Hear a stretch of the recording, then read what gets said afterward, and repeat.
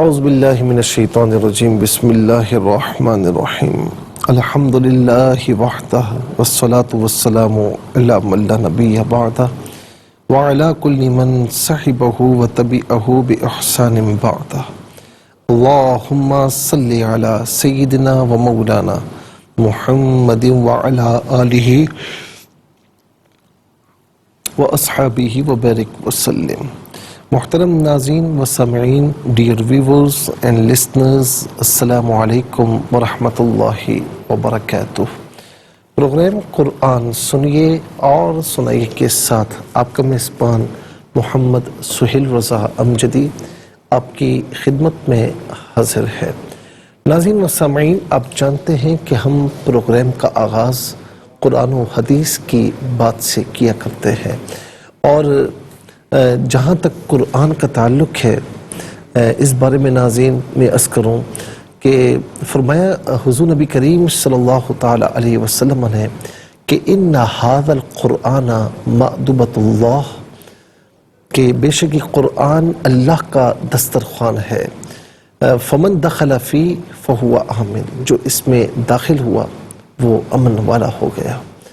ناظرین، جہاں تک امن کی بات ہے، اچھا میں یہاں دسترخوان کی بھی وضاحت کرنا چاہوں گا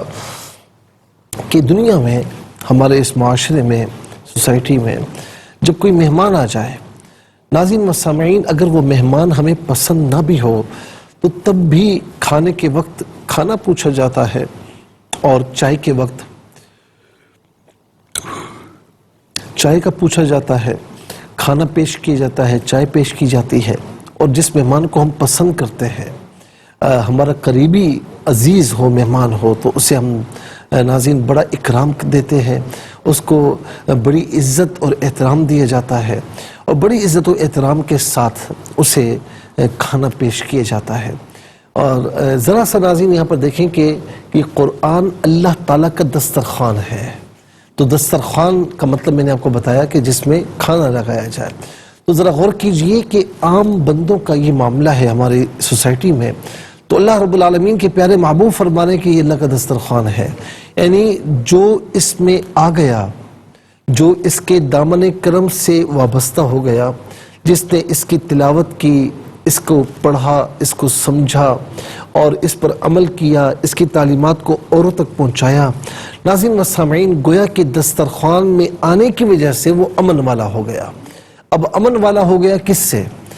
یہاں پر میں آپ کو عرض کروں کہ قرآن کریم کی آیت کریمہ ہے، 4 پارے میں ہے، وَمَن دَخَلَهُ كَانَ آمِنًا، جو حرم پاک میں داخل ہوا وہ امن والا ہو گیا۔ اس کی اور بہت سی تفسیرات مفسرین نے فرمائی، لیکن ایک تفسیر جو فرمائی کہ وہ دوزخ کے عذاب سے امن والا ہو گیا۔ تو اس کا مطلب یہ کہ جو قرآن سے وابستہ ہوگا وہ بھی انشاءاللہ دنیا اور آخرت کے عذاب سے مامون ہوگا۔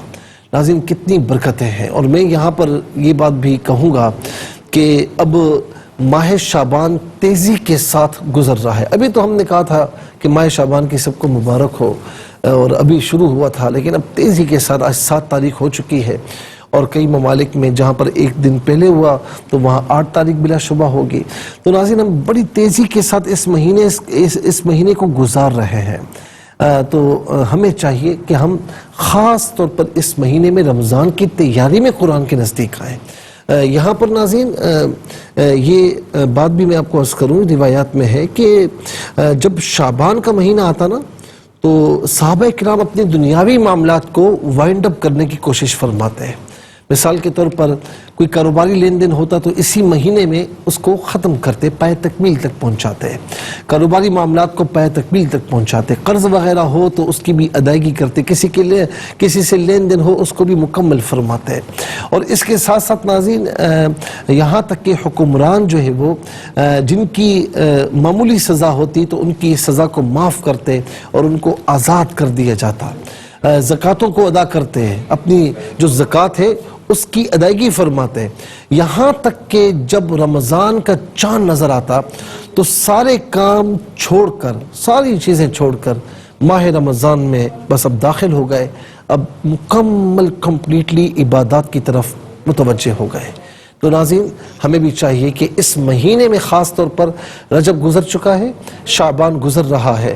رمضان پتہ نہیں ہمیں ملنا ہے نہیں ملنا، ٹھیک ہے نا، دعا ہے کہ اللہ رب العالمین ہمیں عطا فرمائے، لیکن رمضان کی تیاری ابھی سے شروع کریں، ابھی سے نیک اعمال کی طرف آ جائیں، ابھی سے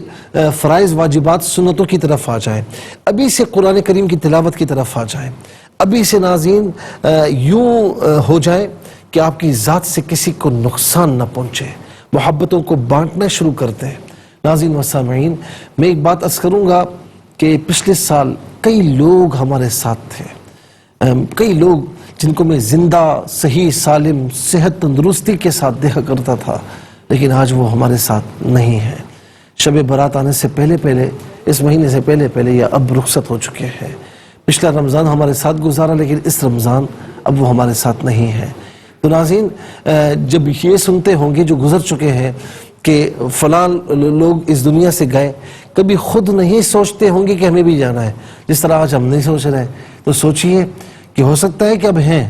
لیکن ہو سکتا ہے کہ آنے والے رمضان میں نہ ہو، یا ہو سکتا ہے کہ آنے والا رمضان مل جائے تو اس سے اگلا رمضان ہمیں نصیب نہ ہو، تو ہمیں موت کی ہمہ وقت تیاری کرنی چاہیے۔ تو آئیے قرآن کریم کے دامن کرم سے وابستہ ہو جائیے، اسی میں دنیا اور آخرت کی کامیابی ہے۔ ناظرین اگر آپ ایسی ہی